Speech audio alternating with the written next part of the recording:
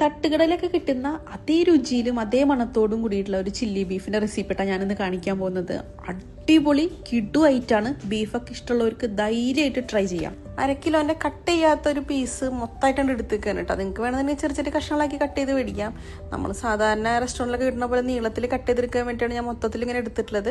ഉപ്പ്, മഞ്ഞൾപ്പൊടി, കുരുമുളക് പൊടി, അതിന് പ്രത്യേകിച്ച് അളവൊന്നുമില്ല, കുറേശ്ശെ ചേർക്കുക. 1/2 ടീസ്പൂണോളം കുരുമുളകിന്റെ പൊടിയൊക്കെ ചേർത്തിട്ടുണ്ട്. ഒരു 1/4 കപ്പ് വെള്ളം ഞാൻ ചേർത്തിട്ടുണ്ട്. കുറച്ച് ഇറച്ചി ആയതുകൊണ്ടാണ് ഞാൻ വെള്ളം ചേർത്തത്. ഒരു 1 കിലോനൊക്കെ ഉണ്ടെങ്കിൽ നമ്മൾ വെള്ളം ചേർക്കേണ്ട ആവശ്യമില്ല. അഥവാ ഇതിന്റെ സ്റ്റോക്ക് കിട്ടിയില്ലെങ്കിലോ എന്ന് വെച്ചിട്ടാണ് കേട്ടോ. സ്റ്റോക്ക് നമുക്ക് ആവശ്യമുണ്ട്. എന്തായാലും ബീഫ് വന്നിട്ടുണ്ട്. കുറച്ച് വെള്ളം വറ്റിച്ചെടുത്തു. ബാക്കി ബീഫ് എടുത്ത് ചൂടാറിയതിന് ശേഷം ഇതുപോലെ ചെറിയ നീളത്തിലെ കഷ്ണങ്ങളാക്കിയിട്ട് ഞാൻ കട്ട് ചെയ്തെടുത്തിട്ടുണ്ട്. ഇത്രയുണ്ട് വീതി വേണ്ട, അതുകൊണ്ട് ഞാൻ ഒന്നുകൂടി ഒന്ന് ചെറുതാക്കി മുറിച്ചിട്ടുണ്ട് കേട്ടോ. പിന്നെ സ്റ്റോക്ക് കുറച്ച് വറ്റിച്ചെങ്കിലും ബാക്കി സ്റ്റോക്ക് എടുത്ത് വെച്ചിട്ടുണ്ടെങ്കിൽ നമുക്ക് ആവശ്യമുണ്ട് കേട്ടോ. ഇത്രയും കഷ്ടപ്പെട്ടിട്ട് നീളത്തിൽ മുറിച്ചെടുക്കണമെന്നില്ല കേട്ടോ. നമ്മൾ സാധാരണ കറി വെക്കുന്ന പീസിൽ നമുക്ക് ഇതുപോലെ ചെയ്തെടുക്കാം. ഞാനൊരു ഭംഗിക്ക് വേണ്ടി ഇങ്ങനെ ചെയ്തു എന്ന് മാത്രം. അപ്പം നമുക്ക് ഇതിൻ്റെ വീട്ടിൽ മസാലക്കൂട്ട് സെറ്റാക്കാം. 1.25 ടേബിൾ സ്പൂണോളം കാശ്മീരി ചില്ലി പൗഡർ എടുത്തിട്ടുണ്ട്. അധികം എരിവ് ഉണ്ടായിരുന്നില്ല കേട്ടോ. ചില കാശ്മീരി ചില്ലി പൗഡർ നല്ല എരിവ് ഉണ്ടാവാറുണ്ട്. 1 ടീസ്പൂൺ മഞ്ഞൾപ്പൊടി, കുറച്ച് ഉപ്പ്, 1/2 ടേബിൾ സ്പൂൺ ചതച്ച മുളക്, അത് 1 ടേബിൾ സ്പൂൺ വരെ ആവട്ടെ. എൻ്റെ നല്ല എരിവ് ഉണ്ടായിരുന്നു. 1.5 ടീസ്പൂണ് നമ്മുടെ ഗരം മസാല, നാടൻ ഗരം മസാലയാണ്. പിന്നെ ചെറിയ മുട്ട ചെയ്തുകൊണ്ടാണ് ഞാൻ ഒരെണ്ണം എടുത്തത്. വലുതാണെന്നുണ്ടെങ്കിൽ 1/2 കിലോയ്ക്ക് നമുക്ക് പകുതി മതി മുട്ടയുടെ. പിന്നെ ഇഞ്ചി വെളുത്തുള്ളി പേസ്റ്റ് ഒരു 1.5 മുതൽ 2 ടേബിൾ സ്പൂൺ വരെ ആവാട്ടോ. പിന്നെ 1 ടേബിൾ സ്പൂൺ നിറച്ച് കോൺഫ്ലോർ എടുത്തിട്ടുണ്ട്. ഇനിയിപ്പോൾ കോൺഫ്ലോർ ഇല്ലാന്നുണ്ടെങ്കിൽ അരിപ്പൊടി ചേർത്താലും മതി. പിന്നെ വിനാഗിരി ഒരു 3/4 ടേബിൾ സ്പൂണ്.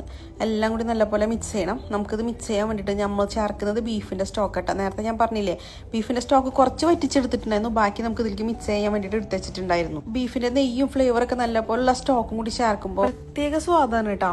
എന്തായാലും ഈ ഒരു കൺസിസ്റ്റൻസിയിൽ നമുക്ക് ഈ മസാല ഒന്ന് മിക്സ് ചെയ്തെടുക്കാം. മസാല സെറ്റ് ആയി കഴിഞ്ഞാൽ നമ്മൾ വേവിച്ച് കട്ട് ചെയ്ത് വെച്ചിട്ടുള്ള ബീഫും കൂടി ചേർത്ത് നല്ലപോലെ മിക്സ് ചെയ്യാട്ടോ.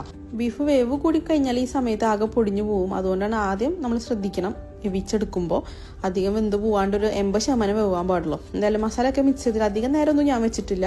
നമ്മൾ സൺഫ്ലവർ ഓയിലാട്ടാ ഇത് വറുത്തെടുക്കുന്നത്. വെളിച്ചെണ്ണയിൽ ഒരിക്കലും ചെയ്യരുത്. ഇതൊക്കെ ഉണ്ടാക്കുമ്പോൾ സൺഫ്ലവർ ഓയിൽ തന്നെ ചേർക്കണം. ഇതൊരു നാടൻ സ്റ്റൈലും ചൈനീസ് സ്റ്റൈലായിട്ട് ഒരു ഫ്യൂഷനായിട്ടാണ് അത് ചെയ്യുന്നത്. എങ്കിലും നമ്മളിത് വറുത്തെടുക്കുമ്പോഴും അല്ലെങ്കിൽ ബാക്കിയുള്ള കാര്യങ്ങളൊക്കെ ചെയ്യുമ്പോൾ ഒരിക്കലും വെളിച്ചെണ്ണയിൽ ചെയ്യേണ്ട. കറിവേപ്പിലൊക്കെ ചേർക്കുന്നുണ്ട്, പക്ഷെ വെളിച്ചെണ്ണയിൽ ചെയ്യാണ്ടിരിക്കുന്നത് നല്ലത്.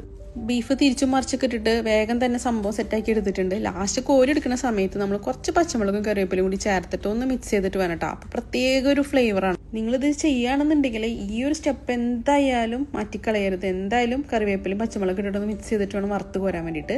അതേ വെളിച്ചെണ്ണയിൽ തന്നെ കുറച്ച് വെളിച്ചെണ്ണ മാറ്റിയിട്ടുണ്ട്. 1.5 ടേബിൾ സ്പൂൺ ടൊമാറ്റോ കെച്ചപ്പും 1.5 ടേബിൾ സ്പൂൺ സോയാ സോസും കൂടി മിക്സ് ചെയ്താണ്. പിന്നെ നമ്മുടെ ബീഫിന്റെ സ്റ്റോക്ക് ബാക്കി ഉണ്ടായിരുന്നതും കൂടി മിക്സ് ചെയ്തിട്ട് ഇതെല്ലാം കൂടി നല്ലപോലെ മിക്സ് ചെയ്തിട്ട് മീഡിയം ഫ്ലെയിമിൽ വെച്ചിട്ട് നല്ലപോലെ ഒന്ന് വെട്ടി തിളപ്പിക്കണം. ബീഫിന്റെ സ്റ്റോക്കും എന്തായാലും ഒഴിക്കണം, എന്നാലട്ടാ ഒരു വിചാരിച്ച ഫ്ലേവർ കിട്ടോളം. എന്തായാലും നല്ലപോലെ ഒന്ന് മിക്സ് ചെയ്യണം.